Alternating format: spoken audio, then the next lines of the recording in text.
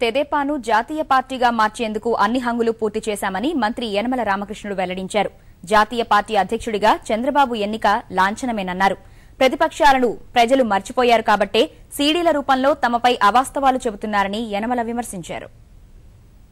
ఒకవైపు రాష్ట్ర రాజకీయాలు చేస్తూనే మరొకవైపు నేషనల్ రాజకీయాలు కూడా చేస్తాం. నేషనల్ ఫ్రంట్ కానీ యూఎఫ్ కానీ లేకపోతే యూఎన్పీఏ కానీ ఇవన్నీ కూడా పెట్టినటువంటి ఆ రోజున ఎన్టీ రామారావు గారు తర్వాత చంద్రబాబు నాయుడు గారు కానీ నేషనల్ పాలిటిక్స్లో ప్రధానమైనటువంటి పాత్ర వహిస్తున్నాం. కాకపోతే ఈ రోజున ఏంటంటే ఇది నేషనల్ పార్టీగా కన్వర్ట్ చేయాలనుకుంటున్నాం. ఆ కన్వర్ట్ చేయడానికి అన్ని హంగులు కూడా తయారు చేస్తున్నాం. చేత లీగల్గా ఏ విధమైన అడ్డల్స్ లేవు. అంచేత ఈరోజు నేషనల్ పార్టీ అధ్యక్షుడిగా కూడా ఆయన ఎన్నుకోబోతున్నాడు. అంచేత ఎన్నుకున్న తర్వాత ఆయనకి సాంప్రదాయ ప్రకారంగా ఆయనకి ఆథరైజ్ చేస్తాం. ఆయన మిగతా కమిటీని అంతా ఎన్నుకుంటారు. తర్వాత ఇంకా మరీ మోర్ యాక్టివ్గా నేషనల్ పాలిటిక్స్లో ఉంటుంది తెలుగుదేశం. ఇప్పుడు యునానిమస్గా ఎప్పుడు ఎనెక్ట్ అవుతారు. నేను ఓన్లీ ఒక నామినేషన్ పడింది, అది చంద్రబాబు నాయుడు గారి నామినేషన్. ఆయన unanimous president of national Telugu Desam party.